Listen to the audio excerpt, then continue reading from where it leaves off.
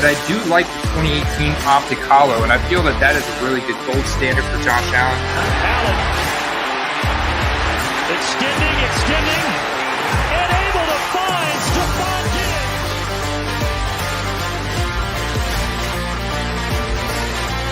It's gold. It's gold, baby. Gold is hot.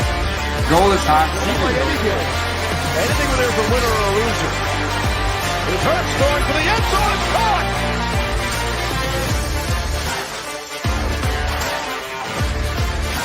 And I love the 2004 Topps design right here, man. This 2004 Topps Chrome, that same rookie year as Larry Fitz.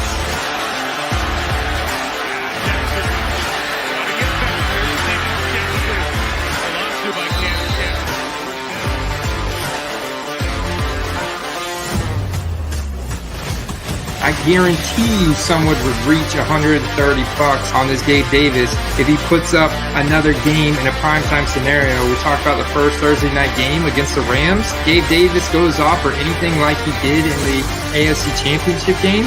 Are you kidding me? Of course, they're going to reach for this card. Fires it into wide open. Remarkable. Touchdown. Buffalo.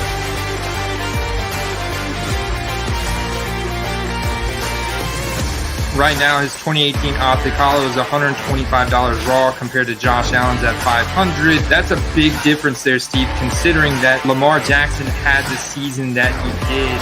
Jackson pocket collapsing. He's going to dart. He's going to run inside the 5. Jackson in for the touchdown. Oh, kind of quick by Lamar Jackson.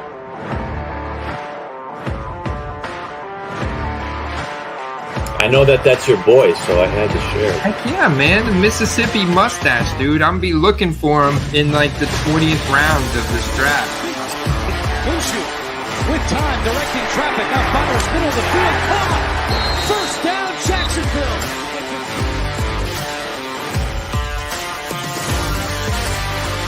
Brady only has like 135 different rookie cards made for him, whereas Patrick Mahomes has close to 2,000.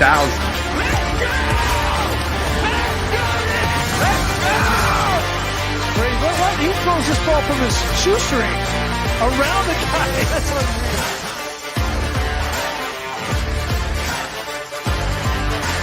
Look at Tua now climbing up in the past 7 days. His growth in buy it now, sold volume in graded cards on eBay is up 70%. It's by the New England team. 2 on 1st and 10 going deep. And one out catch is made by Waddle.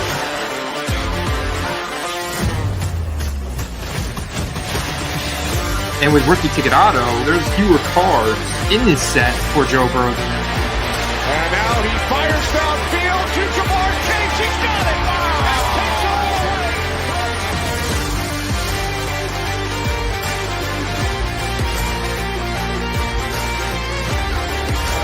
It's a first down. We got 1:20 seconds left. Y'all boys gonna play Madden? It's numbered out of 25. 25 out of 25. It's Gronk doing the Gronk spike signature moves. Look how sick that is. Got it for the touchdown.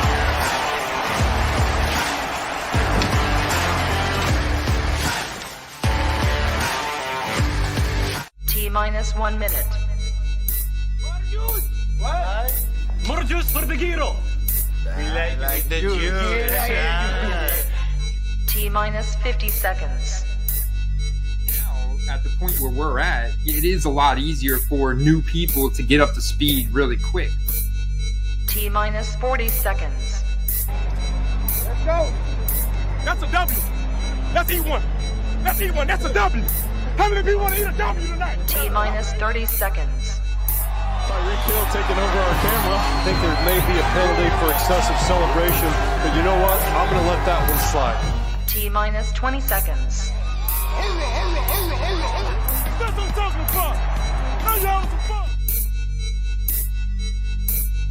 10, 9, 8, 7, 6, 5, Take a deep 4, breath. 3, This is it right 2, here. 1, 0. It's good, baby. What's going on, man? It's Thursday night. You guys know what that means. Welcome back to the Football Card Quest. Decision Point live stream where we continue to talk about football cards, all day. Investors, collectors, whatever you are. We're answering your questions tonight. Steve, you're looking a little suntan there, man. Welcome back, dude. You're looking refreshed, rejuvenated. How was the vacation? Yeah, it was wonderful, man. I got a lot of time outside, swimming around with the fishes for a little bit. And, just a little bit. Everyone needs a little time away from the everyday grind. So it's good to be back. And here I am, rejuvenated, ready to get back into it. I like. Hey, did you get that Bucks gear while you were down here? The hat, I had already, but I think you'd appreciate the shirt. Boom! Wow, check it out, man. A-Train, that's one of my guys. Dude, that's classic. I'm liking that shirt, man. I might have to try and buy that from you or something. Like, you know what?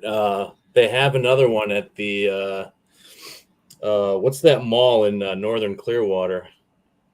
Starts with a H. They have one left in a small. I don't know what size you wear, but I got the last medium. Well, I'm certainly not going to fit into a small. That's for sure. But who knows? They might have it. Check the other. The Lids locker room is where they had it. Right on, man. Well, it is good to have you back, bro. We got a lot going on tonight. We got a lot of questions in the mailbag. We got a lot to catch up on. Some NFL news.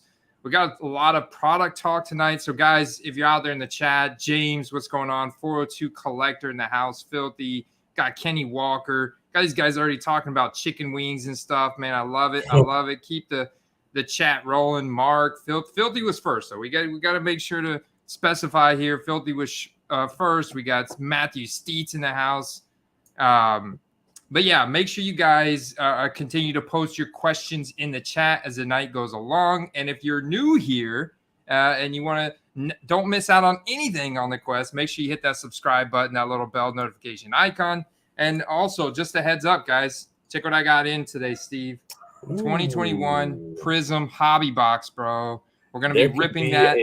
There could be a 101 or a 5 of 5 vinyl in there. Could be, man. It's a box break.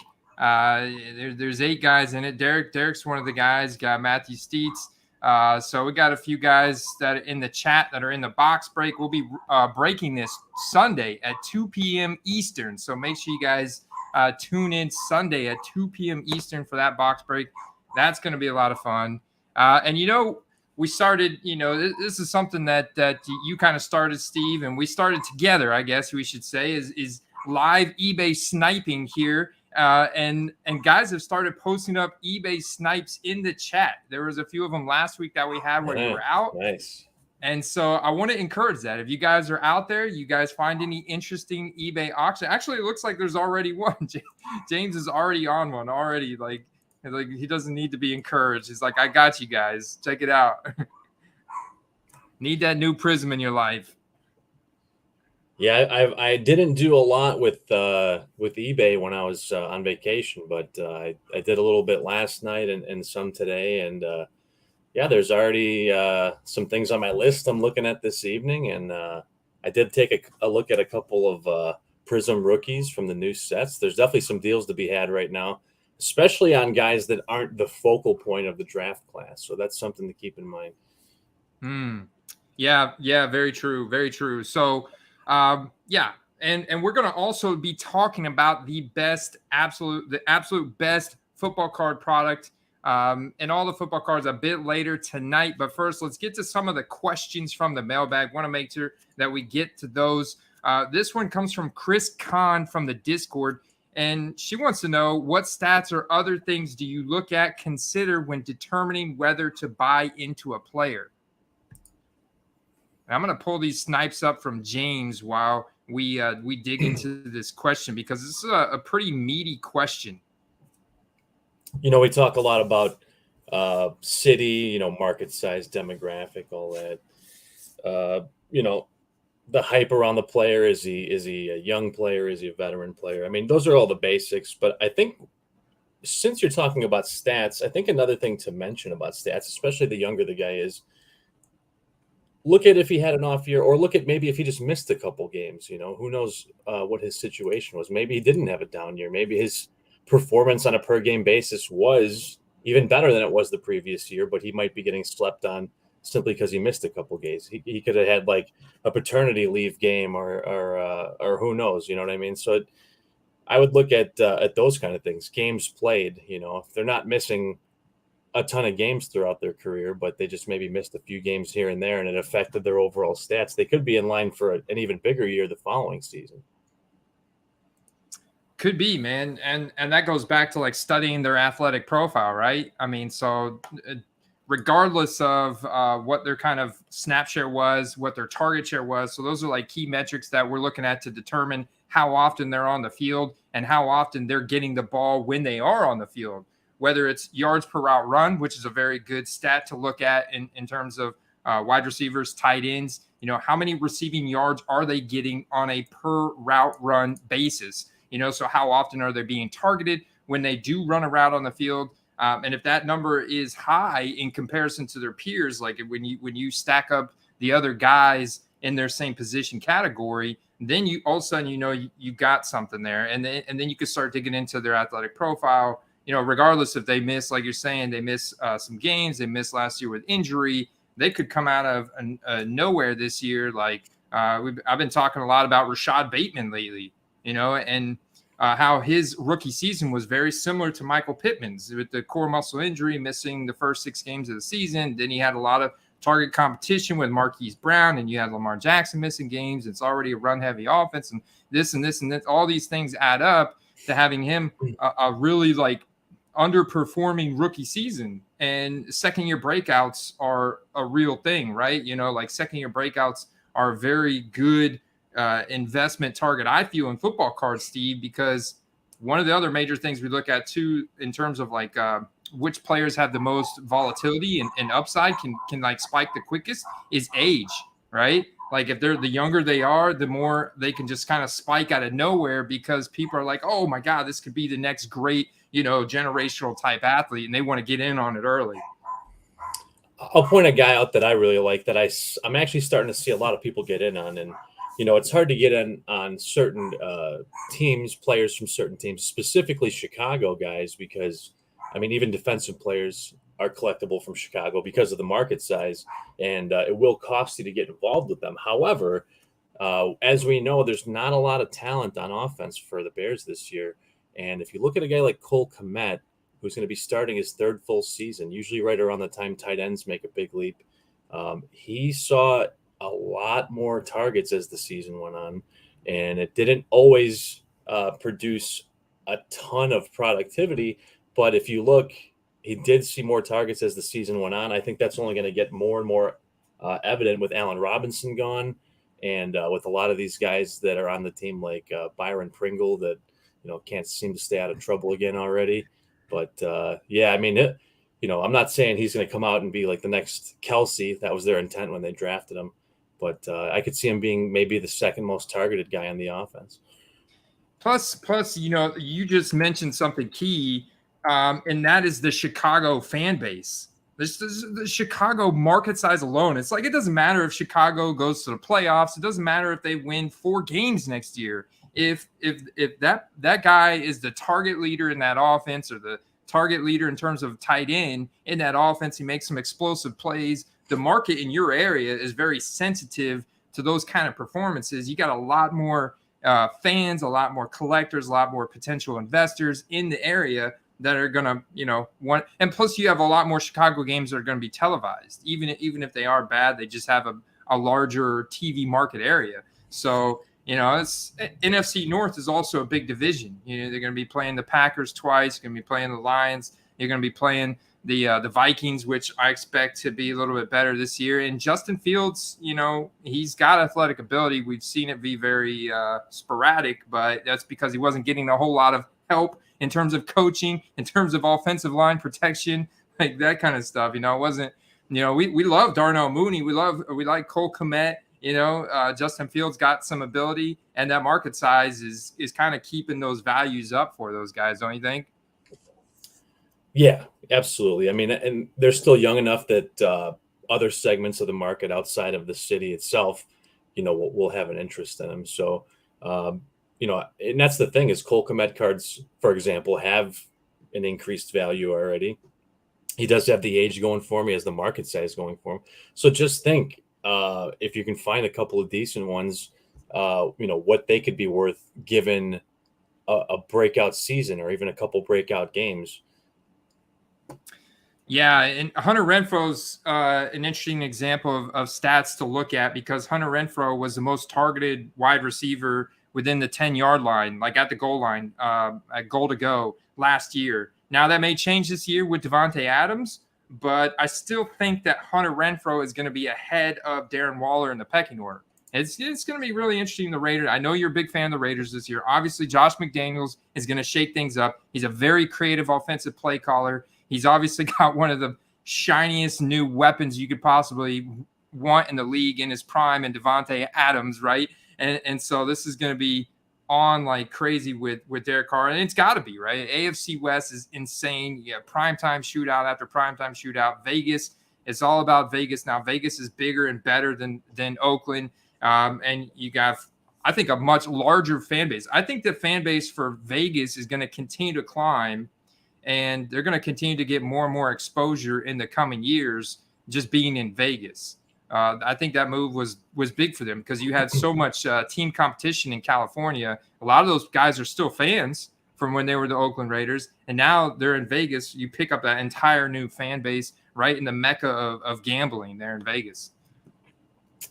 Yeah, I think that, Devontae Adams and Renfro both, maybe their values have seen a slight dip because people know that there's only so much ball to go around. And I've said it before. I don't think on a team where a guy throws for over 5,000 yards a year consistently that's something you should be that worried about. Yeah. Bag Buffwell says we need to get an ad blocker. Yeah, we could use an ad blocker. What's going on? Shout out to our co-host, man, from Power Hour LSU, Carter the Power from the QuestCast. Good to see you out there in the live chat, man. I know Carter is definitely a Derek Carr investor, although he's more bullish on Jameis Winston right now. There you go. I zoomed in a little bit more to get that out of the way. This card right here, Steve, while you were out last week, closed in auction for $142. James missed it by $2. I believe someone in the chat got it. Now we've got one ending in 5 minutes with another 1010. I can't imagine that this is the guy trying to flip the card because he wouldn't have got it that quick and he wouldn't have been able to start an auction that quick. So this is another 1010 2019 rookie ticket auto, Hunter Renfro, right now at $105. This is a very juicy auction. I got a feeling somebody in the chat will get this thing. I think maybe it even goes for a little bit less than last week. What do you think? I do. I don't see this shooting up to $140, $150, which is exciting for someone who's got a little bit bigger bankroll out there in the chat. This is a great investment target. I definitely see the Las Vegas Raiders in the playoffs. We're making a race for it. They're going to make a serious race. It's going to be close. Division's so difficult that it's going to be very close, right? But I do think that they've got the talent offensively. Defensively is not as good as the Chargers or potentially the Broncos, but I do think their defense can match and or be better than the Kansas City Chiefs. Their defensive line is nasty. With Max Crosby, they added Chandler Jones. That's a pretty nasty defensive line. I think they've got a good core down in the trenches. That's where it's going to come down to. Can Derek Carr, now with Devontae Adams and Hunter Renfro, Darren Waller. I know you're a big fan of Josh Jacobs this year, and I think Josh Jacobs could have some sneaky touchdown upside. Like a fantasy standpoint, I do see Josh Jacobs going pretty late, like around the 7th round, which I'm like, I'll take him over some of the other guys that are going there. He's still really young, and all the other things we talked about with Vegas, so it makes sense. I definitely think that a little bit of the allure with him has kind of slipped people's minds with the Devontae Adams acquisition, and all the best ball leagues that we've done, and I've done, I've ended up with Jacobs in all of them because he seems to just be sliding just outside of where people are willing to draft him, which is great because I really think that this is going to be a big year for him. Yes, sir. Yes, sir. So Nick from the YouTube community page, we'll check on these auctions here in a couple minutes. Specifically that Hunter Renfro, James. I couldn't find that Alan Lazard, but I digress. We'll check back in on that in just a second. Nick from the YouTube community page wants to know, when investing in a player. So this is great because we're kind of going through our whole process here tonight, Steve. So if you're new out there, you should get a ton of information, ton of value from this live stream. Because this next question is, when investing in a player, what are your go-to top 3 cards to invest in? He even provided an example. He said, example, the rookie ticket auto, Prism, Silver, etc. Steve, I'm going to let you go first. Top 3 cards to invest in, was it? Yeah, so yeah, you picked your player. What are your top 3 go-to cards to invest in? I saw Bush Leaguer talking about it in the chat. I love Select as well. I know a lot of the hobby likes to focus on Prism. I love serial numbered Select cards a lot. Every once in a while they slip through the cracks. You can get a low numbered one for quite a bit less than a even lower numbered one, or of a higher numbered one from Prism. So I would definitely look into some Select serial numbered cards. Rookie ticket auto, I think, is just a no-brainer. I mean, it's got an auto on it. The rookie ticket is kind of like indicative of that player being drafted. It has their draft position, etc., team logo. So that's like a no-brainer too. And yeah, I think in that order, I would even put Prism or Optic third for me personally. And I love the color parallels. And I noticed that you pointed it out, and a couple other channels have pointed it out. They've finally serial numbered most of the colored variations, which is a big deal. I mean, how many different parallels can you have and then just be like, well, they're short print, right? How short print? Is it instead of just being like, this is out of 125 and then these are just whatever? At least a lot of them or even all of them that I've seen so far have serial numbers on them. So I would say if you're investing in a player, younger player, rookie, those 3 sets in that order is my preference. Try to find something with a serial number. In my opinion, serial number over auto is my preference. So your 3 sets were Select, number 1? Yeah. And then I'm sorry, because I got lost in some of the comments in your contenders. So the rookie ticket. Okay, so then the rookie ticket. Yeah, and then Prism and Optic. I would say not any specific order. I tend to go Optic personally a little bit more often, even though prices would say that Prisms are worth a little bit more. I just like the look of Optic better. But as far as card flipping or liquidity goes, like they're both going to be pretty similar. Yeah. I dig it. I love the fact that they've added serial numbers to these short print cards. You're right, man. Even if it's like, dude, even if it's 2000, give me a serial number that says 2000 on the back of that card. So then and we're used to that. Like, if you look at the cards from the early 2000s, the late 2000s, the 90s, when they were doing serial numbers back then, they were a lot of times out of 2000. They would put the year. Like, I've seen plenty of cards that were serial numbered out of 2004, 2005, whatever the year was that card was made, and stuff like that, which I thought was cool. Even if it is serial numbered that high, I would rather have it serial numbered than not serial numbered. So I love that they're doing this with Prism. Hopefully they do it with Optic, because that was one things that I like. So for me, my top 3 sets, number 1 would be rookie ticket auto, number 2 would be Optic, and it would be the Optic auto. I love that card. And I do know that they, like last year, 2020, I think all the Optic autos are serial numbered. There were some years they didn't do it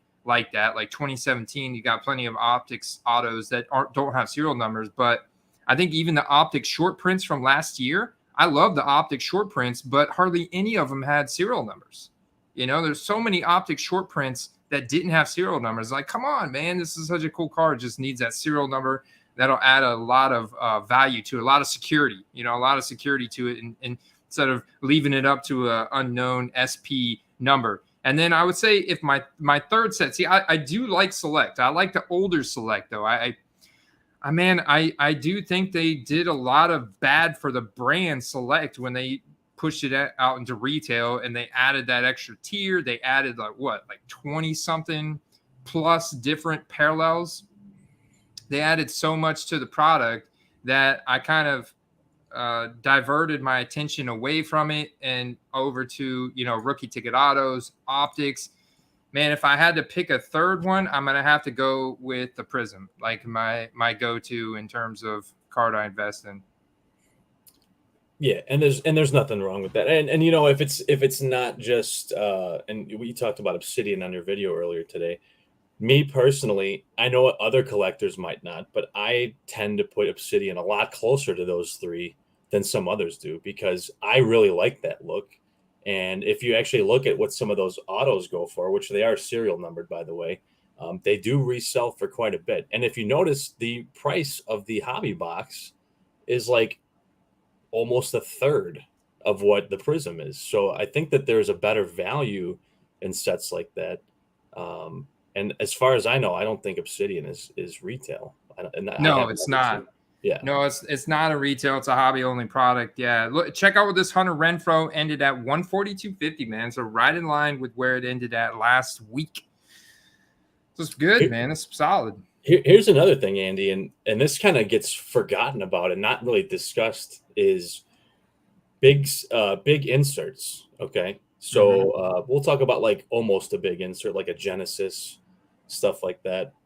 You have bigger inserts. Obsidian has the white Contra insert, which is huge, and the color blasts, right? Those are huge ones. But then you have like the downtowns and some of the other ones like that are just like the most sought after. So if you're looking at a rookie card of a player, the rookie cards are insanely expensive in super short print inserts like those. So if there's a guy you have faith in and maybe he hasn't boomed in the hobby yet, that's a good place to start because I'll give you an example. Like Sam Darnold looking like he's going to start the season at starting quarterback. His rookie in a downtown, you can go pick up for like, or a Kaboom even, you can get like for $250. I mean, if he has a halfway decent season and retains his job, that's going to, 2-3 times hypothetically. So, yeah, that's a good point. Like if it was, in terms of ultimate upside, I got to go with like case hits like that. Also, National Treasures, Flawless. Those sets are technically considered like if you were to say what is the best set, period, regardless. Like here's a blank check. Go buy the best set in the hobby. I would go buy a set of Flawless. I would go buy a set of National Treasures. I'd go buy a set of Immaculate. Those would be the top three. From a just pure luxury standpoint, scarcity. It's got scarcity combined with it. Shoot, I could get like some precious metal gems, like actually inserted in the card, on card autographs, serial numbers, 25 or lower on Flawless. National Treasures is typically like 99 or lower. And I think they've got like maybe one card that's 199 or lower, but it's all super rare. And super primo. You mentioned earlier about some of the older sets and them having like higher serial numbers. One thing to note about that, and you've covered it in other episodes, where you didn't have all these parallels, right? You had one card and then you had like a numbered version, right? So if a card was numbered out of 1200 or out of 800 or whatever, it's like, well, that doesn't seem like that big of a deal. But it actually is because there's not one numbered out of 299 and then one numbered out of 249 and then one numbered out of 199 and then one numbered out of 149, etc. down the ladder. Kind of puts all of those parallels into a single tier. So you either have like the base card or the rare version, which is the paralleled version. Great point, Steve. And another great point from another Steve in the chat. Another awesome Steve, a Steven Cummings. The Upper Deck Exquisite products from the 2000s were really good. And I will absolutely agree with that. 2005 Upper Deck Exquisite or any of the early 2000 Upper Deck Exquisite products. A lot of those have game-worn jersey patches in them. They've got on-card autographs. It's literally like the national treasures of the early 2000s. And you could find some like borderline Hall of Famers, some really good NFL players in those sets going extremely undervalued. Definitely a very interesting product to look at or just like search for. I do like the design of Mosaic. But I feel that similarly to Select, has had its brand tarnished, and it's a very new product, right? So it's already a startup type of brand, a startup product from Panini that was brand new in 2020, and it already got off to a bad start with having this overprinting reputation in basketball. So then when they went to football, it was like more of the same. And there are, like, I like the design. I like the design of Mosaic, and I like the look of them. But once again, we have a lot of cards that aren't serial numbered in that set. And it seems like with that they printed a lot, and or maybe just the hobby hasn't fully accepted it. So you do see a lot of volume on it, but it's a lot of lower resale value transactions. It's a lot of PSA 10s going for $30, $40, $50 because they're just not breaking out to that upper price tier. Like, great looking cards, but they're just not in enough demand for the supply to go low enough to where that value can really climb. So I don't really see those cards breaking out big time in value unless they are some of the super short print card. The Genesis, I think you mentioned the Genesis, Steve. The Genesis is a really cool card. I see that one doing well. Some of the autograph cards from Mosaic as well do really well. But overall, I just see a ton of Mosaic out there. Mosaic as a base card definitely is not something I'm looking to invest into. But the serial numbered versions, or even just the Mosaic parallel, the silver Mosaic parallel, I mean, they hold their value really well. And even if they're overprinted, let's say, they still hold their value very well. They're not going to, at least not for a while or ever maybe, be as sought after as Optic or Prism. Now I say not ever because, maybe they could overtake it one day. You don't know that. But I think it's important to note that we talk about it all the time. Price point is everything, right? So if you're looking to get a specific player in a Mosaic and you can get it for half of what recent comps are, it's a good buy, right?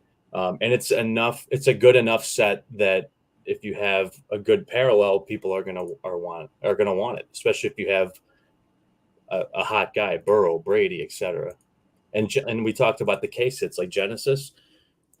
Almost any set is going to have popular case hits, and the Genesis just happens to be like one of the most popular ones. Yeah, no doubt, man. The Genesis, that swirl design, kind of goes hand in hand with why I think some of the super rare field level designs are very desirable. They look good. I see a comment here from Mark about how does he buy a Panini Flawless. Well, you have to buy it like off of blowoutcards.com or steelcitycollectibles.com or eBay. You're going to have to buy it or potentially get lucky and buy it directly from Panini's website. This is a hobby only product that is selling for around $10,000 for one box of, I think it's 10 cards. It's out of stock on, here, I'll share my screen. All the first off the line stuff, hobby boxes from Blowout Cards are all sold out. So this is, probably like $8,000 or $9,000 for a pack of 10 cards. So you're going to have to buy that off of eBay. Maybe Steel City still has some, but other than that, you're going to have to go to eBay and you may have to pay like 12, 13 grand. Yeah. Those, whether you're a veteran collector or brand new to the hobby, I mean, that's a lot of money. And, unless you open up like the main card that people are looking for out of that set, you might be in a world of hurt if you don't pull anything big. That's it's a big investment regardless of your experience in the hobby. So that's something I would just be wary of. Absolutely, man. Absolutely. So Boggy17 from the Discord server says, do you believe the digital cards will ever be worth anything? And I do know that there's been a release of NFL Off Day in NFTs, the non-fungible tokens, digital cards that apparently are all serial numbered, that capture some of NFL's greatest moments with some of those cool crypto designs to them. What's your take on that, Steve? Yeah, I think that if they do, it won't be for a very long time. Personally, there's a generation growing up with a tablet or a smartphone in hand, of the younger kids and whatnot. And I think that that's going to be like maybe something, if it catches on, will probably be with them. But there's just something special about a collectible that is something you can physically hold, look at, appreciate, and not lose if your phone or identity gets stolen, Yeah. I'm not personally big on it. I've seen streamers that aren't even hobby streamers saying nay on it. So, I mean, I think that there could be a time and place down the road for it. It's a big nay for me. I have no interest in it. What'll be interesting to see if we get demonetized for looking at an NFL moment on their NFT marketplace. That'll be an interesting tell for you guys to see, how much they care about this.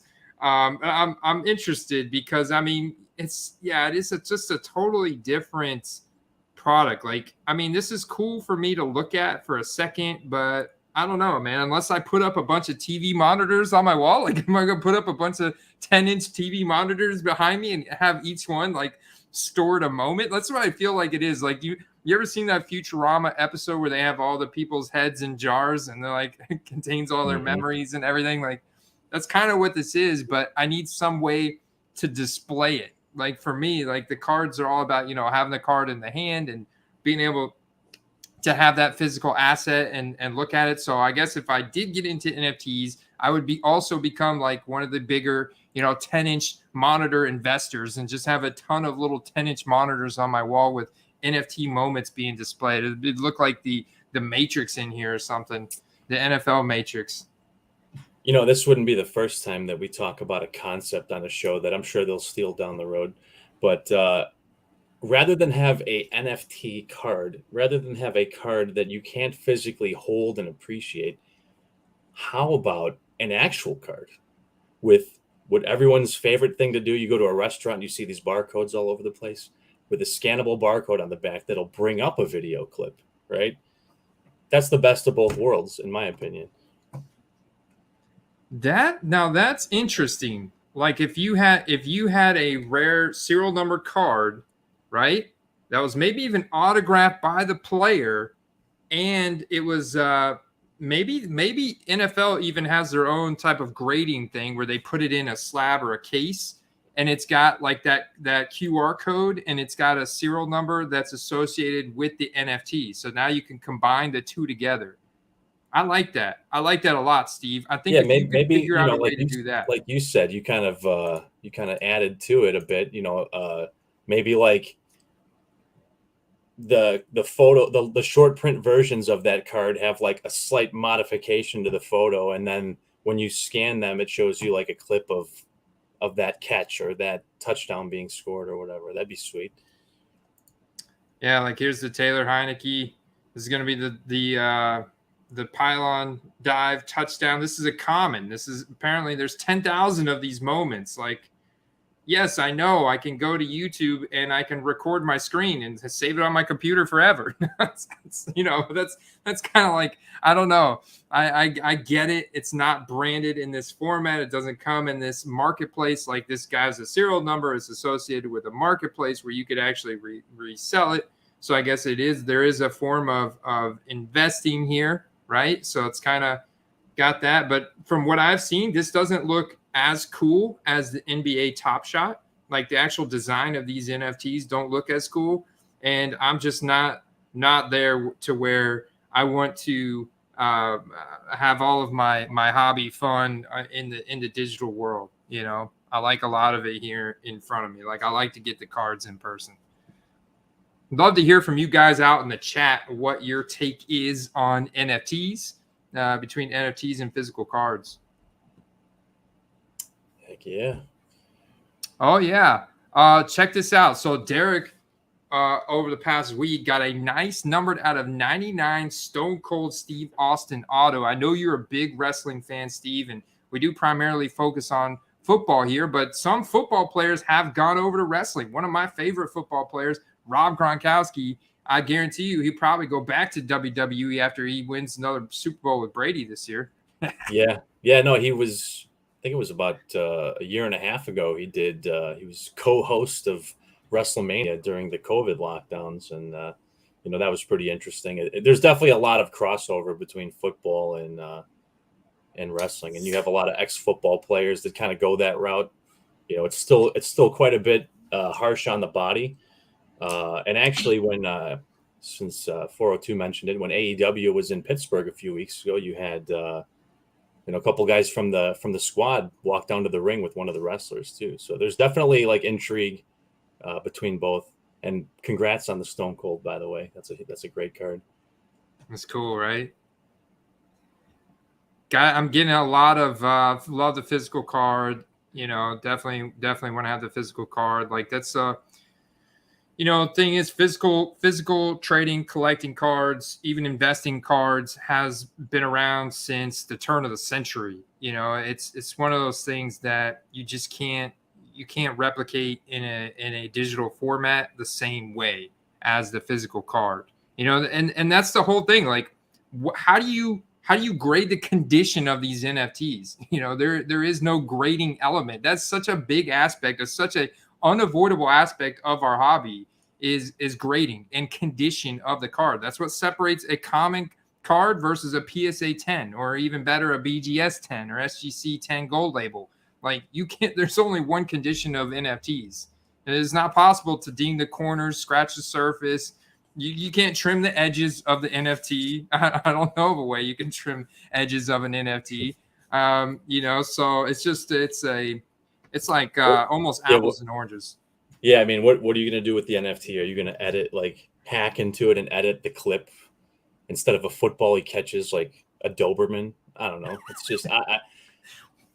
just it's like when you put mods in Skyrim or some other game, like you could just make it silly. I just don't think it's definitely not for everyone. I mean, there's going to be a very small segment of the hobby that likes it. But I mean, any hobby, in my opinion, should be something that you can literally physically touch, grasp, hold on to. I mean, if you collect muscle cars, if you restore muscle cars, I mean, in what way would you enjoy an NFT of a muscle car, right? So I think that they're just not even remotely close, in my opinion.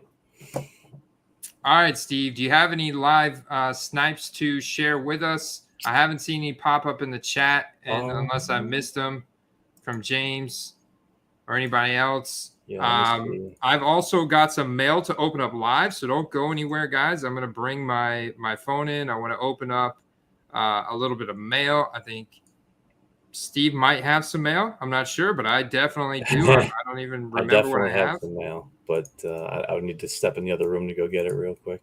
I sent you one snipe. I want to know what you think about it. All right. One that I just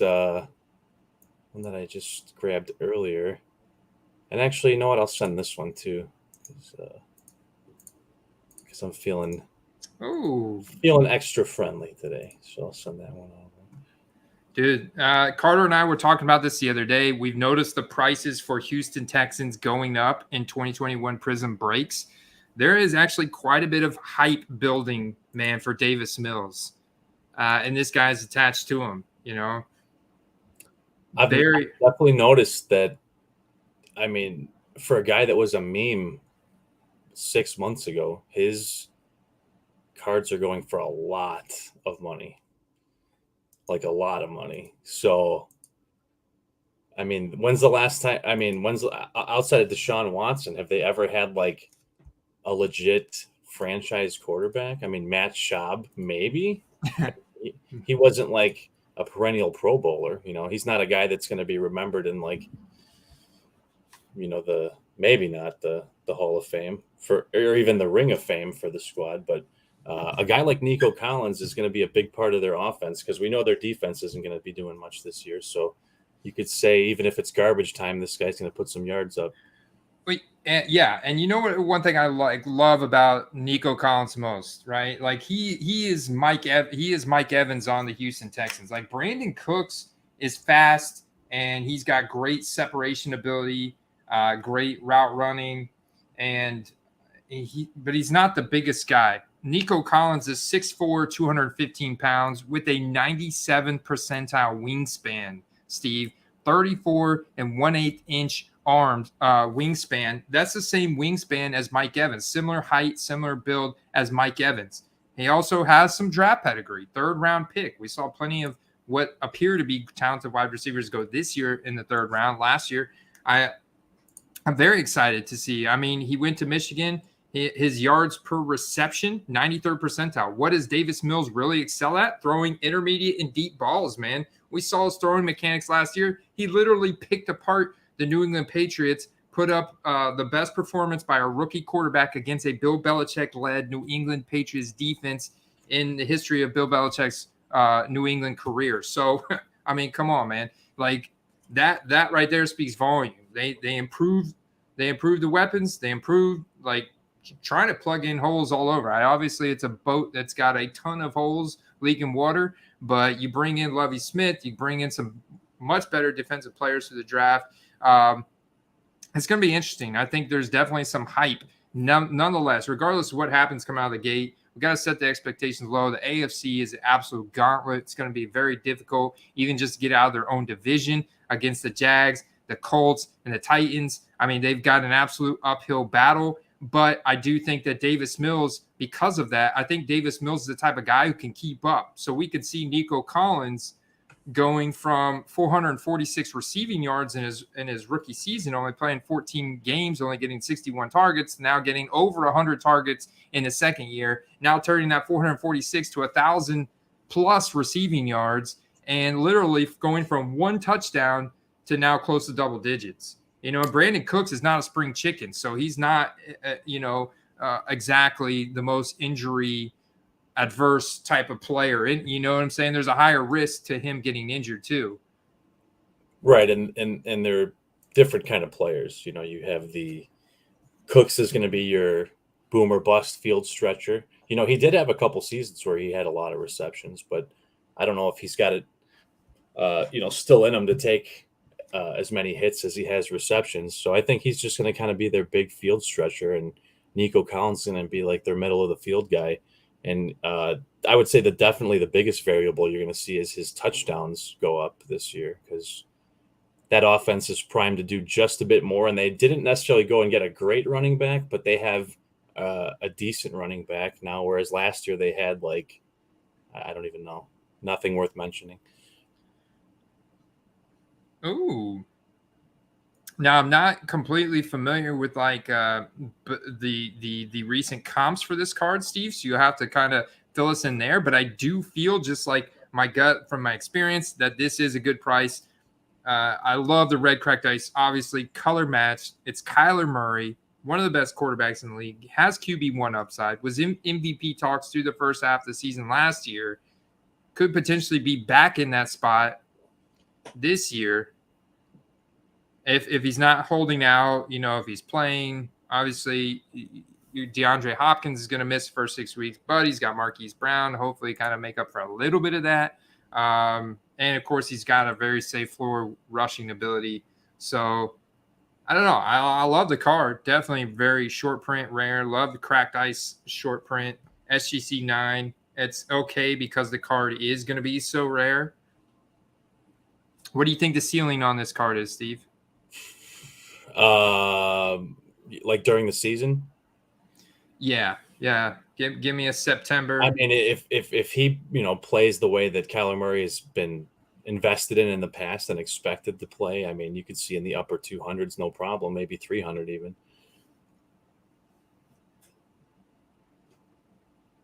Nice. All right, we got one more snap. We got one more snipe. I want to pull in. Oh, yeah. Check it out, man. Love me some DJ Moore. Obviously, Carolina Panthers, they're just a quarterback away from probably being a pretty good team. They have a very good defensive roster. DJ Moore had a 40% air yard share last year. So that's another stat that we look at. I remember who asked that question earlier. I think it was Chris Kahn. But another stat to look at is guys that just have a really high air yard share, because what that's telling you is that is the percentage of all intended targets. How often was the ball thrown their way, whether it was completed, whether it was incomplete. DJ Moore has a 40% air yards. So literally 40% of the time the ball is getting thrown his way. It's because he gets open all the time. He's creating separation. He's such a good route runner and creating separation and yards after catch, everything. Big fan of DJ Moore. Just, man, if they could get a good quarterback in Carolina, it could be like wide open for him. And he's got wide receiver 1 upside. And the guy's still super young. And this card right here for the scarcity is way too cheap right now, Steve. Way too cheap. Yeah, the non-numbered varieties, they typically go for 40, 45, I would say, give or take. So I think that's quite a bit under, where it should be going if it was a buy it now format. So there's definitely a lot of room in that card to grow if somebody can get it around that price point. And, they showed last year that, for Darnold to be effective, he doesn't even necessarily need to be elite. He just needs his starters on the field, and having their running back healthy is a big part of that. So, look for them to kind of maybe surprise again to start the year, I think. All right. I dig it, man. They did draft Ike Ekwonu in the let's see if we could do something like this. No, maybe like this and bring this guy. Whoa, check that out, Steve. Got my hands with my boo-boo pinky, as my kids say. No, I'm impressed, or like not impressed, but like, yeah, just kind of impressed. Like nobody's ever like asked me like what's wrong. So if anybody ever asked me like what happened to your pinky, I said that I made a bad bet in Vegas, and I got it smashed off by a mob boss. Like, that's the cool story, right? Oh man, this thing's like lagging a little bit. Let's see what you got. Let's see what I got. Oh, nice. Man, this thing is lagging a little bit, but there we go. I like this format, though. This would be great for the break. I'm not any lag on this end, Andy. You're looking good. Oh, no lag on this side? Well, that's great. It was, for whatever reason, a little lag on my side. A Black Prism Silver Jalen Hurts. Check that out, man. That thing looks like it would grade pretty well. I do. Yeah, I think so, too, man. You're not going to believe what I picked this thing up for in auction. It was on Memorial Day, and I couldn't. I had to get it, man. It was less than $20. Shut up.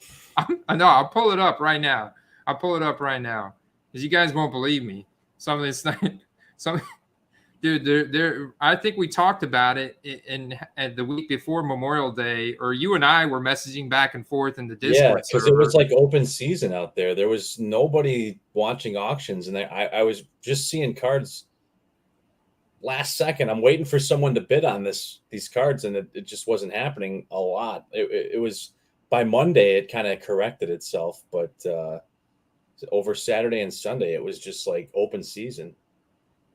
All right, so I exaggerated a little bit. I got it for $27. That's still an unbelievable price. 27. To give you an idea, during the playoffs and the Super Bowl, the Burrow went as high as like 240, 250.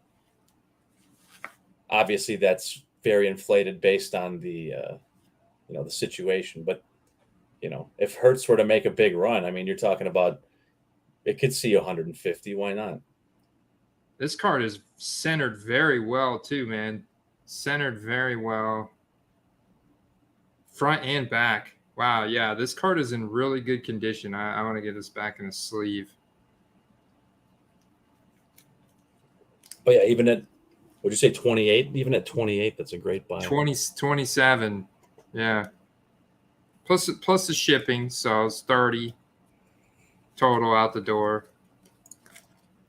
If anybody was wondering about the Kyler, just ended at 144. See what I got in here.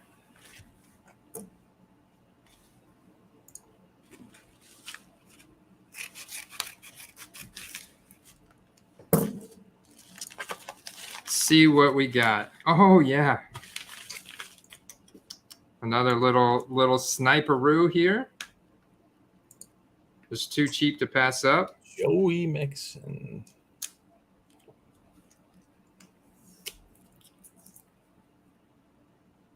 Oh, where that tag's on it. All right. Okay. I don't know why he's got vendor numbers and prices. Description that says Dan Marino taped on the front of this top loader in Scotch tape. This one says Aaron Rodgers taped on it, taped on with the Scotch tape. Is that the Joe Mixon parallel of Aaron Rodgers? And Scotch tape. So total party, just base optics. But 2017 base optics, still believe are very liquid, very nice. And all about the right price point, right? So I got these for $8 for the total lot. So right at $2 and what 75 cents roughly. Yeah, about $2, $3 per card with shipping. And yeah, that's not bad, man. No, that's great. I mean, here's the thing: is it took until almost the playoffs for his cards to start moving a bit. I actually sold more. I bought a ton of Mixon before the season last year and didn't actually move most of them till after the season. But I think that that might change this year, as with their offensive line being improved. I could actually see his cards move a little bit earlier in the year this year. Yeah, because, I mean, you think about how bad their offensive line was last year, and he still had 1,200 rushing yards and 16 touchdowns. Like, he was still a top 5 running back. And, with, you know, like, if their offensive line gets better and they're in the red zone literally all the time because of Joe Burrow, Jamar Chase, and T. Higgins, and Tyler Boyd. We can't forget about Tyler Boyd. Tyler Boyd's a sleeper stud that I think is definitely worth some flyers, who's also 2016 rookie. So, you know, I think Tyler Boyd's just, you know, Mr. Reliable in that offense. But I guess my whole point is that the offense the offensive line got tremendously better this offseason through free agency, that it's going to be on. I mean, he's got RB1 upside in 2022 if he stays healthy, and he did stay healthy last year, man. So, I mean, I'm like, okay, yeah, base optic, I'll go ahead and I'll take it just being attached to that team, because I know with the plain white envelope and the year, there is a little bit of scarcity baked into the base optic in itself because of the year. And whenever I've seen Christian McCaffrey base optics, you know, get up to $30, $40. Now, granted, it was back in 2020, September of 2020, when you know that whole sports card boom. But I think that hype could get there for Joe Mixon in the right circumstance in the playoffs, that kind of thing. And I'm not looking for it to get to 30, 20. I got the card for $3. So it's more of like a 3 to 10, maybe pick the best one out, send it to get graded, maybe sell that one. You know, if I invest another $15, $20 to get it graded, now maybe I could sell it for 50, 60, something like that. So that's kind of the thought process there in that, Steve. Absolutely. And you know, even if the card doesn't touch the $30 to $60 range or whatever you said with the McCaffreys, I mean, because of the price point you got it at, you know, you could triple up at $10 easily, you know? Yeah, man. That's my thought. That's my thought process there. And it was just too cheap. And it didn't look like anybody else was getting in on it. So I went ahead and took it. No, I like the play, you know, and you got a lot of people that are going all in on, you know, Jonathan Taylor, and you got a lot of people going all in on Javonte Williams. And not that those guys won't have great years, but there's always deals to be had on other guys that maybe fly under the radar. Man, what's up with the Scotch tape bandits I'm getting tonight in the live mail day? They're killing me. Naughty. Yeah, that's unfortunate. And you know, it's actually ironic that you had a few in a row. I've had days like that too, where it's like 3, 4, 5 packages in a row, and they're all Scotch taped, and then I won't see another one for like several months. So I have not seen Scotch tape in a while, man. I thought we got the message out there. So this is just a base select concourse rookie card for Austin Eckler. But if you're new here, obviously make sure you subscribe right now. Make sure you fix your life, subscribe to the channel, like the live stream, do us a favor, and do yourself a favor, because you will understand that Austin Eckler had an insane amount of touchdowns last year, 20 touchdowns, right? I believe it was number 1 in running back touchdowns and an insane amount of receiving yards. He's hooked up with Justin Herbert and that incredible Chargers offense. The best part about Austin Eckler, Steve, and you probably already know this, is that there were literally only 23 different rookie cards manufactured for Austin Eckler because he went undrafted. So when we're looking at his rookie cards, he's literally only got the select concourse and the rookie ticket auto. That's it, man. So if you're bush leaguers out there, well, you're freaking ecstatic because you're just going to go right to the select. He does have a few different variations of this. And I believe I got this one. I believe I paid $10, but yeah, I paid $10 for this card. But it's like, dude, there's only 23 different Austin Eckler rookie cards that exist. So when I buy his base card, that's like already buying a rare card. it was on one of our first episodes. You covered this same topic, and at the time, the rookie ticket autos were still really inexpensive, and I would hate to see how expensive they are now. Yeah, I looked at it, man. They are a couple $100. They've gone up a lot. Like, I'm kicking myself. I wish I would have bought more Austin Eckler rookie ticket autos back last summer, before he had the season he did with the Chargers, and now he's a household name, And a bush leaguer says he bought 30 of them for about $2 each and flipped them for 10. Great. That's a great. It's a great flip. I did something similar last year with Mike Williams and Cooper Kupp. I bought the Optic rated rookie, the pink parallel. I got them all for around $2-3 a piece, and I think where they went from there. Yeah, I felt like, I know 10, I could probably get them cheaper, but like I wanted to make a point with this Eckler of how few different rookie cards were printed for him, and how that's when, base cards become very, very, very relevant,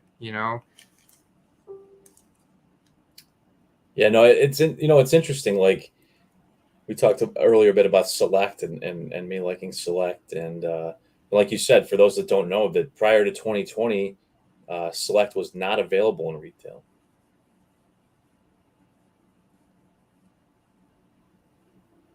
All right, congrats, JP.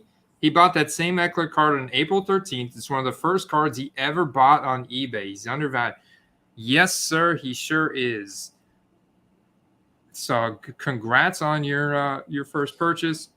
You know what I think is a detractor from people that have not invested in him is he doesn't consider himself a bell cow, right? And he doesn't have to be, because it's all about overall touches, right? You don't need to have 25 carries a game.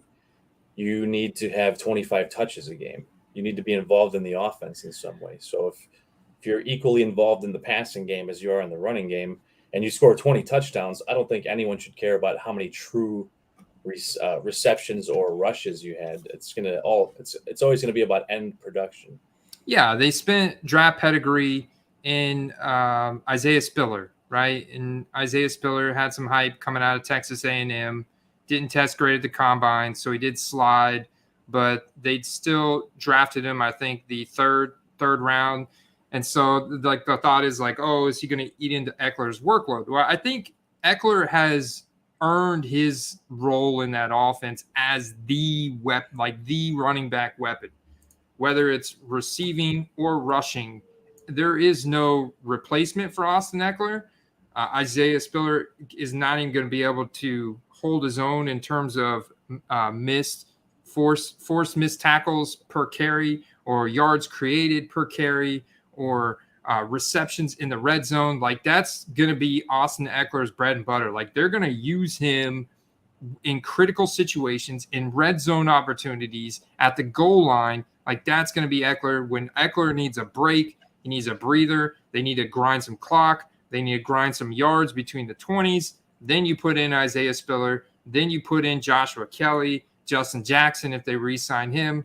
That's what those guys are for. Like, Eckler is going to have his touchdown upside, and they're going to be in the red zone a lot, and they're going to be in a lot of primetime games. Like, they're playing the very first Thursday night game of the year, the Chargers are. So, it's like we want that. We want pieces of that. And if you're not familiar with Eckler and you haven't seen him play, check out some of his workouts on YouTube. The guy is an absolute monster. He might be the only person with the same size legs as A.J. Dillon. He's just a tank of a human being. So, I mean, if you get him near the end zone with the ball, he's probably scoring. I stand corrected. Second Thursday night game of the year, they played Chargers at the Chiefs. Chargers at the Chiefs, September 15th. Their first regular season game is 425 game against the Raiders. Like, that's, dude, interdivisional mega matchup right there. Tons of hype. And then to follow up against the Chiefs on Thursday night, it's going to be so lit. It's, and both of those teams, I could see Eckler racking up. I mean, he makes it look easy getting touchdowns. For a guy his size, it's pretty impressive. When you think about it, Andy, if he's involved in the receiving game, he's going up potentially against, if he's past the linebacker, he's going up against defensive backs. And what people don't realize is he's going to be like 50 to 100 pounds bigger than some of these defensive backs. Did you say 50 to 100 pounds? Yeah, I mean, there's defensive backs in the league that are like 170 pounds, man. Or less. Yeah. There's some that are less. Yeah. Oh, I don't know how much. So I don't know if you've seen the picture since you've been gone, but Leonard Fournette is there. Everybody's knocking him. Well, they knocked Najee Harris, and he went into an interview, and he was like, "You guys all out there calling me fat. Like, this is the same weight. Like, these guys don't realize." Yes, these running backs eat a crap ton of food. Like, you can't even imagine, like, the thousands and thousands of calories they're eating on a daily basis, and only to burn all of it off in 2 days, mini camp, training camp, preseason. They're going to burn it all off, and they'll be right back to their normal playing weight that they were. Maybe if they're super young, maybe they put on a couple pounds of muscle if they trained really hard. Otherwise, I think it's just a lot of built up glycogen. Your muscle holds glycogen. It's stored energy, Steve.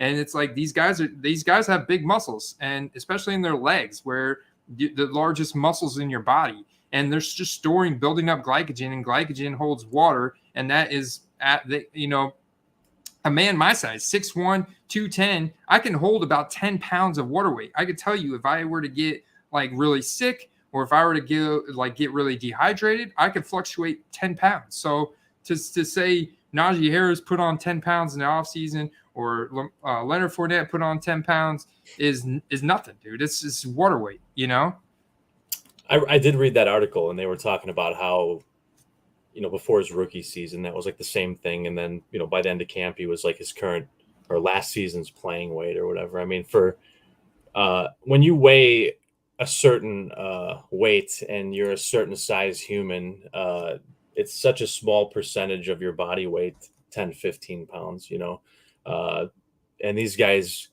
probably eat 5,000 calories a day. So once they start hitting training camp, sweating, doing a little more cardio instead of just lifting all summer, they're going to lose the weight. So I don't think that that's like a big deal. But for those that didn't know how that works, that's definitely part of it. Now, if you're a QB, you're putting on 30 pounds, unless your name is Justin Herbert and you look like you ate your Wheaties, I'd be a little bit worried. Tristan Wirfs, nice. Yeah, let me see if I can find the picture of Lenny that people are saying. I saw it somewhere. Yeah, there it is. I mean, that was like zoomed in. I mean, the dude doesn't. I don't know. For a guy his size, as thick as he is, it's not something that I think people should really be worried. In fact, I'm hoping that it drives his value down. It drives, attention away from him. People think that he's washed up, what have you, putting on all that weight, because I'll absolutely capitalize and take advantage of that. In fact, I think I've got one in the mail, Leonard Fournette, a really nice one. Here's the picture. Let's see. Yeah, that's good enough. That's good enough. Let's see. Share. Oh, I got to add to the stream. There's the picture. See if you can really zoom in. Yeah, I can't. A little bit. Not really too much. But anyways, yeah. I love the tweet, though. Someone said the photos from 2013. Yeah, Ian Hart is from PFF. He's hilarious. Yeah, no, like we're like the sharp people in fantasy community football. You guys on the quest, like, they're not worried about this. Like, yeah, Lenny's carrying some water weight, man. He'll be fine, dude. He'll be fine. But they did the same thing to Najee Harris, and obviously we're not looking at like a true Eddie Lacy scenario here. Like, now Eddie Lacy continuously, like, if you continuously add like 10, 15 pounds every year and it doesn't go away, that's not water weight. Like, and he had that body disposition where he got real thick, like thickety thick. Yeah, I mean, if you're basing your investment perception of Fournette off this photo, I wouldn't. But if you're basing it off of the fact that they drafted a running back and they have Keyshawn Vaughn on the roster still, that's more of a realistic argument than a photo of a guy that could be out of context. I'm getting a comment here from Messiah in the chat saying to pull up a picture of Russ in a Broncos jersey. No way he continues to run around like he did in Seattle. Yeah, Jamarcus Russell, man. Russell definitely got mad. I mean, no, he actually had to go to like a camp where like, right, like a weight loss camp. Like now that's not real. This is just like a.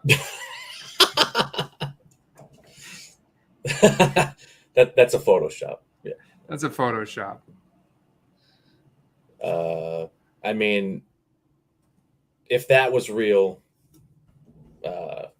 he would have to try out for the NFL, which would be the National Food League, perhaps. But I don't think that's definitely not real. But I'm digging all the memes. Looks like Russell Wilson. The memes. Come on, man. He doesn't look fat in that picture. Filthy. Isn't that your little frog profile icon guy?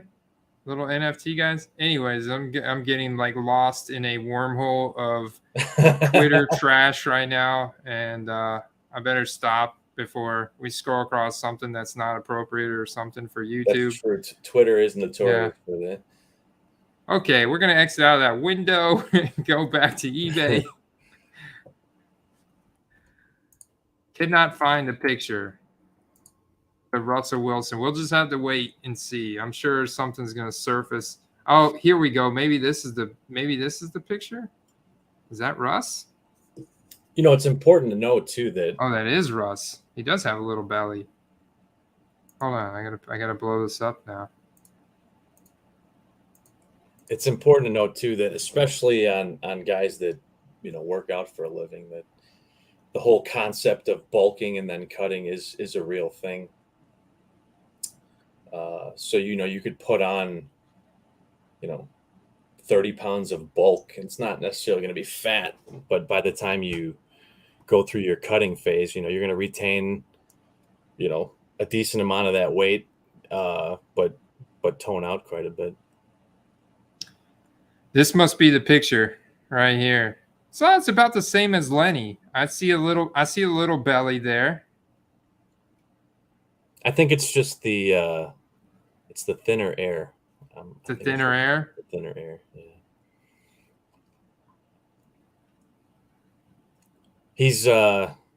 He's pushing his abdomen out to throw the ball harder. He does look a lot like Kyler there with the face he's making. I don't know. I wouldn't read too much into it. I mean, if we're being realistic, he won't have to run as much this year if he doesn't want to. But I think he'll be just fine if he wants to. He's got enough talent around him to spread the field out for him quite a bit. All right, so do you have any experience with my slabs? I signed up to be a seller on there, and I just, it was right around the end of the season, so I didn't end up finishing the application process yet. But I do like the site, and I think that probably since the season ended till now, they've probably established themselves quite a bit more. And I like the fact that as a seller that they are not taking an arm and a leg in commission versus the eBay Mercaris of the world that are getting almost 13%. So I do know that at least last time I checked, it was around 1 to 2% for sales commission, which is outstanding. And I often tell people in the Discord when they're looking for a specific card to check there too. One thing to remember is if somebody's saving 10% in commission and they're looking to sell a card, they might be able to come down on their price a bit more because they have more play than if they sold it on a different platform. Yeah, the seller fees are so low on my slabs, and I've been seeing a couple of people get a deal that Carter and I were talking about. Shout out to Spartans Rock. He got a good deal on that Jameis that Carter got on my slabs last week. And so, we're just looking to compare more. I think you got to, like, if you're going to comp, like, I think this question was from JT Cards. Sean popping in over here with the Burger King parallel. And is that the yellow and red parallel? We've seen those throughout the years. Yeah. Color match, man. There it is. Yeah. Shout out to LOB Roses. She said Eddie Lacy Burger King parallel. I gotta say, man, I'm glad I wasn't collecting when Eddie Lacy started playing because I would have been out a lot of money. I was pretty big on that guy, and he didn't take the off the field aspect of being a professional very seriously, and he was never the same again after he put all that weight on. Oh, here we go. Falls Collegiate New in Case Diamond Gem. Was this the? I may have been this one. I may have looked at this one. Let me see. 2021 Flawless. Appreciate you, James. Flawless. Jonathan Taylor.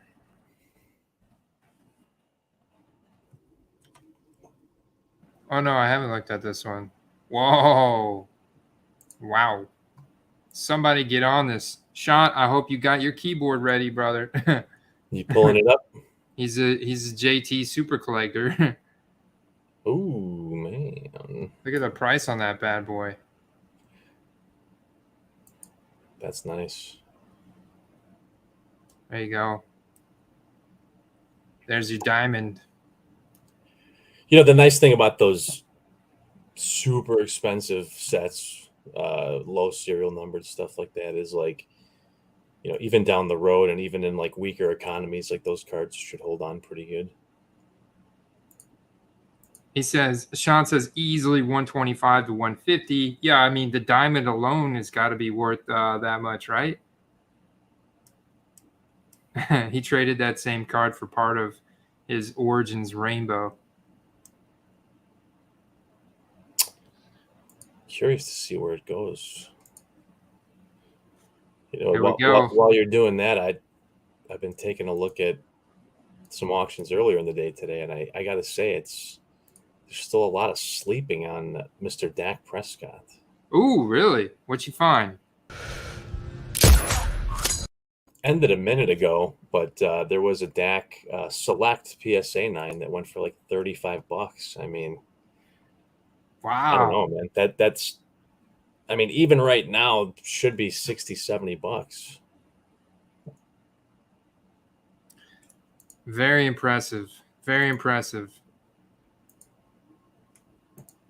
There you go. So we did talk about my biggest pet peeve with regards to sellers during the live mail opening portion, and that is just like Scotch tape on top loaders is the worst thing you could do.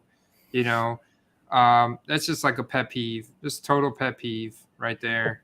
I think it's I more mean, than a pet peeve, though. It just 100% damages the top loader. It's not reusable anymore after that.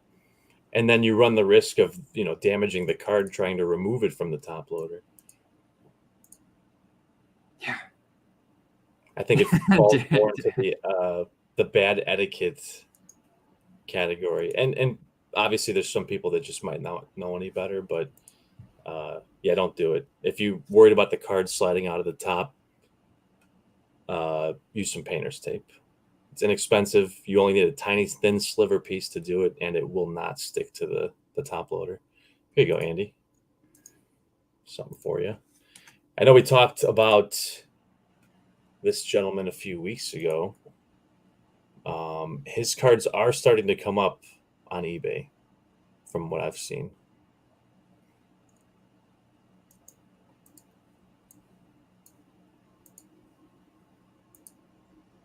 Did you get the hold on, I'm getting it. Oh, okay. I'm getting it.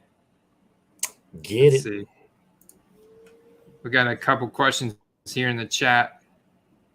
Sean wants to know how your vacation was. We talked about that at the beginning of the live stream, but yeah, no, it was really good. Little family excursion. Did a lot of swimming around in the ocean and getting some sun, throwing a couple cold ones back. Just all the things you'd want to do. Waking up without any obligations or dogs barking, I think is an underappreciated aspect of going on a vacation. Yeah, I heard those guys going at the beginning of the live stream, and they must be excited that you're back. They don't quit sometimes. So we got a 2018 pink optic Lamar Jackson BGS 9.5. Looks like we got a 10 centering 9.5 on the rest of the subgrades. Very nice card here. Currently at 129.50. Wow, yeah, man, fantastic value there. Yeah, his cards have been coming up, and I don't know if you saw, there was a video that came out today. People are gushing over it. He threw like a 50-yard pass, like throwing to some of his teammates, I suppose, off the field from a kneeling position. He threw like a 50-yard pass to him. Nice. Well, I don't think that his arm strength's ever been in question as much as his arm accuracy, but I think that his card values will kind of come back. What happened there? So this is Derek's cat, and his question is, why does it look like someone shaved my cat's butt? It looks like your cat got in a run-in with a big dog or something, man. But your cat has definitely got a shaved butt there, Derek. We want to make sure we hit all the questions in the chat. Occurred there.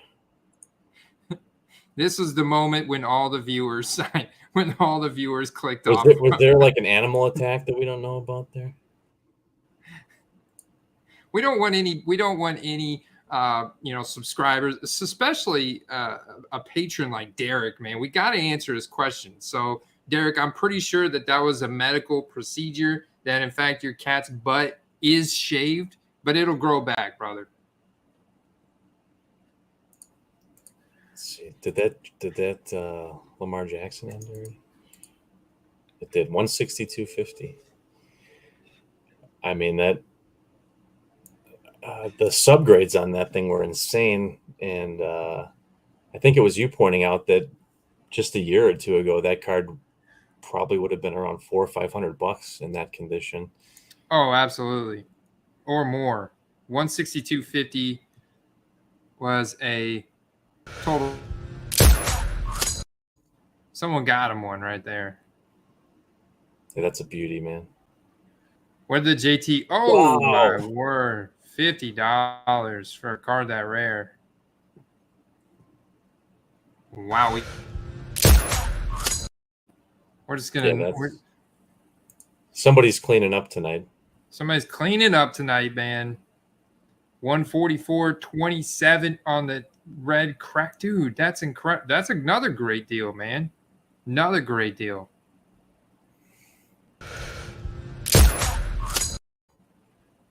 Let's see. What do you think? In case anyone wanted that Lamar but didn't get it, here's another one, Andy. It's not pink, but it is an optic, and it is PSA graded. Oh, we got Matt in the house. What up, man? Check out the volume. What's going on? Jets Crazy 87 in the house. Check out the volume, man. Auction volume up. Look at this. Look at this auction volume up on Pat Mahomes, 80%. Auction volume up. Graded cards sold last 7 days on eBay. Right here is the charts we're looking at. Buy it now volumes up. Tua down a little bit, but not really. I wouldn't read into anything on that. What I think is fantastic, you see this number here, 304. Last week when I looked at this, Steve, while you were out, this was down. For every single one of these guys were down 50%. These buy it now volumes for a 7-day period for Joe Burrow, Justin Herbert were down to the 100 range. So literally between Memorial Day and everything that went on last week, I mean, these volumes of graded cards sold on eBay really went down big time, man. But now they're back up. I mean, this is looking very healthy right here. Yeah, I mean, the holiday weekend is 3 of the 7 days. So, I mean, if we noticed, how hard it dipped, that definitely is an indication of, the fact that just what we were looking at dipped. Imagine the rest of the market segment. I'm sure across the board it was down all the way as well. I hear a lot of people talk about Devin Duvernay hype is definitely picking up for him, especially when Lamar's throwing 50-yard passes from his knees. So, because he's more similar to Marquise Brown certainly than Rashad Bateman. So I gotta say this because I see this list and Amari Cooper. Would it make a big difference if Deshaun Watson is throwing the ball? That's without saying, right? What would it make a big difference? Right. I think that's. I think if anything, it boosts his fantasy value and it boosts his popularity. But to say that he's not the clear-cut number one and he's not going to have a big season there anyway, would just be lying to yourself. So I'm surprised his people going after him isn't a thing right now. He's going to have a huge year. There's not anyone that's ever going to challenge him for the alpha role on that team, at least not yet with the staff they have. So, I mean, even if Odell came back, it wouldn't change anything. Yeah, I agree with you. There's not many transactions, but I agree with that take. I agree with he's definitely the alpha regardless. So it's kind of like the DJ Moore corollary, where you're going to continue to – there's going to be people that continue to collect and invest in him because he's the alpha. Jalen Reagor, still some movement on him. Still, the other thing you got to take into consideration is that did people buy these cards because they were so low? So I think I can decipher a couple things from the jump in buy it now sold volume of their graded cards in the last 7 days, either meaning A, they were really low, or they're really low plus they got some hype for one reason or another, whether it's trade rumor, whether it's OTA news, Lamar throwing the ball better, whether it's just like I think with Amari Cooper because he's a 2015 rookie, these are probably like cards that surfaced that people actually like found a good deal on, and there's already that inherent hype baked in for a player like Amari Cooper, has the draft pedigree, has the college pedigree. He hasn't been super elite in the NFL, but he's got potential to be, and he's been really good. He just he's never put like a wide receiver one, like top 5 wide receiver season together, Yeah,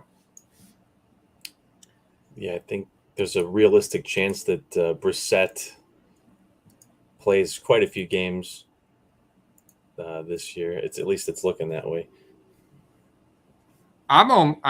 Lately I'm almost wondering if Baker Mayfield's going to play. I think that they burnt that bridge, honestly. They may have, but they do have, I found out they do have an out in the total contract with Deshaun Watson. They could void it altogether because of these new legal accusations against him. 2 new plaintiffs came forward. 2 new plaintiffs have filed lawsuits against him. And so now there's a total out. They could void the contract altogether with Deshaun Watson. If there's like an inkling from the league that they're going to suspend him for a year, they could potentially. Or this is just like all. See, I've read that, but I've also read that they were kind of aware that there might be more accusations. There was something with the verbiage in his contract where it was like not the verbiage, but the pay, where his first year pay was really low, but then subsequent seasons are like standard or whatever for his elite level of quarterback play. So I think that they almost anticipated him sitting the first year out.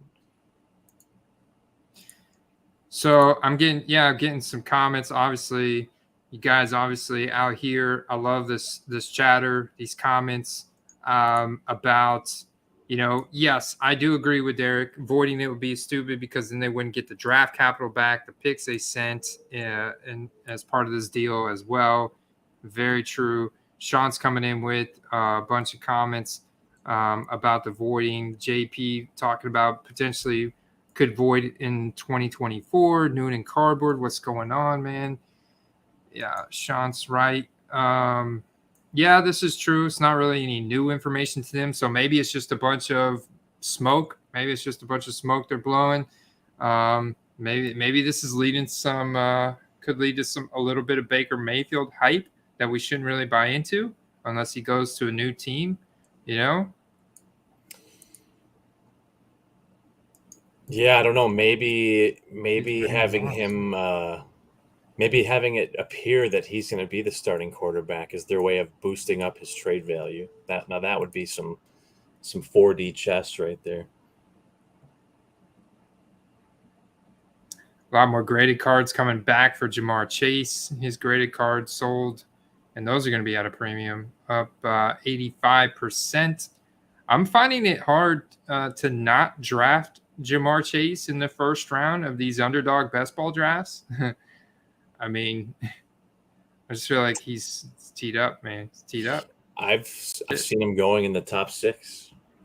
Oh yeah, I've drafted him number 1 overall in one of them before. Ahead of Jonathan Taylor and it's interesting to say the least where he could end up. He could end up right around where he finished the year, or he could even outperform that. It's hard to say, but it's going to be interesting either way. Yeah, that team just has so much firepower that I think that he'll at least surpass his first year numbers. Maybe not by a crazy amount, but I think he'll cement himself as like a top 5 in the league for sure. There you go. And if you miss him, this is the final tip of the live stream. If you miss him, make sure you grab Tyler Boyd. Go buy you some Tyler Boyd rookie cards. Tune in next week because we're going to have some Tyler Boyd snipes ready for you guys. Make sure you're subscribed on the Quest. Tune in. And we'll be back, man. We'll be back Sunday afternoon at 2 p.m. for the Prism Hobby Box break. You don't want to miss it. Plus, I got a new video coming out tomorrow. Plus, we got more action going down every single day over on patreon.com/footballcards. Love you guys. I'm out, Steve. We're out. See everyone next week. Been a great stream. Peace.